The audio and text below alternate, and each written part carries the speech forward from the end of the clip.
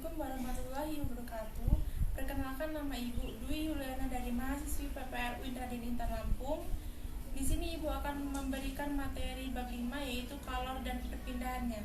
Setelah Ibu akan menjelaskan bab 5 tentang materi kalor dan perpindahan kalor. Yang pertama itu pengertian kalor. Kalor adalah bentuk energi yang berpindah dari benda yang suhunya tinggi ke benda yang suhunya rendah ketika kedua benda bersentuhan. Nah, satuan kalor itu adalah joule. Pengaruh kalor terhadap suhu zat. Jika suatu zat menyerap kalor, maka suhunya akan naik. Dan jika suatu zat melepas kalor, maka suhunya akan turun.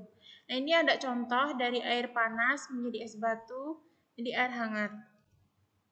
Nah, jumlah kalor atau Q yang diserap atau dilepaskan oleh suatu zat adalah, rumusnya itu ada Q sama dengan C kali M kali delta T.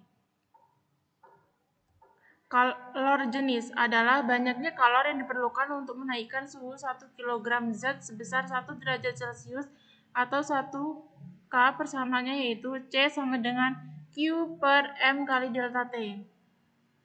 Yang selanjutnya kapasitas kalor adalah kemampuan suatu zat menyerap kalor untuk menaikkan suhunya menjadi 1 derajat Celcius lebih tinggi persamaannya yaitu C sama dengan Q per delta T atau C sama dengan M kali C. Pengaruh kalor terhadap perubahan wujud zat, yaitu ada gas, padat, dan cair. Perubahan wujud zat yang melepaskan kalor adalah, ini ada air, segelas air menjadi es batu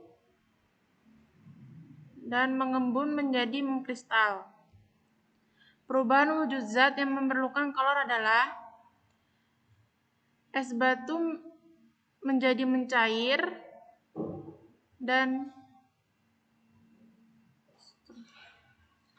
kalor laten adalah kalor yang dilepas atau diserap pada saat perubahan wujud zat. Satuannya adalah joule atau kilogram.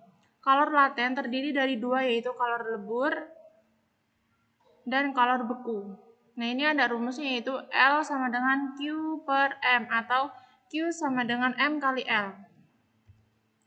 Kalor lebur adalah kalor yang diperlukan oleh satu satuan massa zat padat untuk mencair atau melebur pada titik leburnya. Titik lebur adalah suhu zat ketika melebur. Kalor beku adalah kalor yang diperlukan oleh satu satuan massa zat cair untuk membeku pada titik bekunya. Titik beku adalah suhu zat ketika membeku. Yang B, kalor uap atau kalor embun. Rumusnya adalah U sama dengan Q per M atau Q sama dengan M kali U. Kalor uap adalah kalor yang diperlukan oleh satu satuan massa zat cair untuk menguap pada titik didihnya.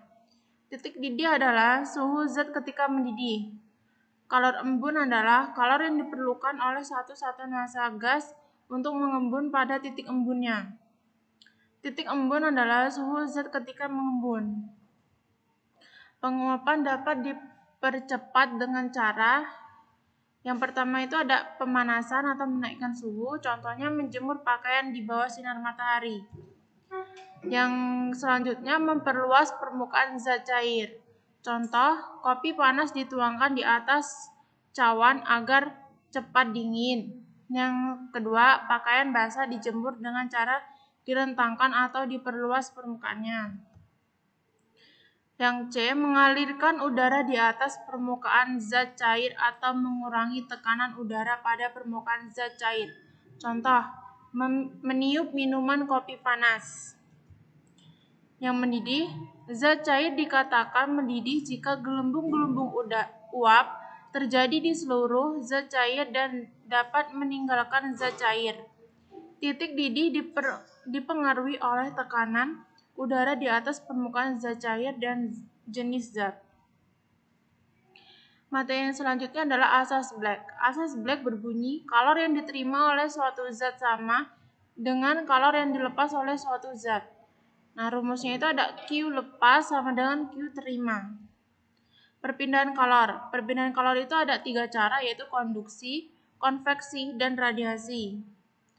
Konduksi adalah perpindahan kalor melalui suatu zat tanpa disertai perpindahan partikel-partikel zat tersebut. Contoh, memanaskan logam. Penghantar kalor yang baik disebut konduktor.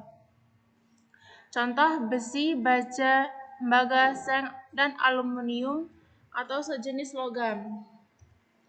Penghantar kalor yang kurang baik atau buruk disebut isolator. Contohnya itu kayu, kaca, wol, kertas, dan plastik atau jenis bukan logam.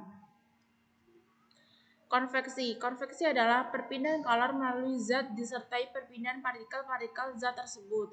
Konveksi terjadi karena perbedaan massa jenis zat. Konveksi terjadi dalam zat cair dan gas. Radiasi. Radiasi atau pancaran adalah perpindahan kalor tanpa zat, perantara, atau medium.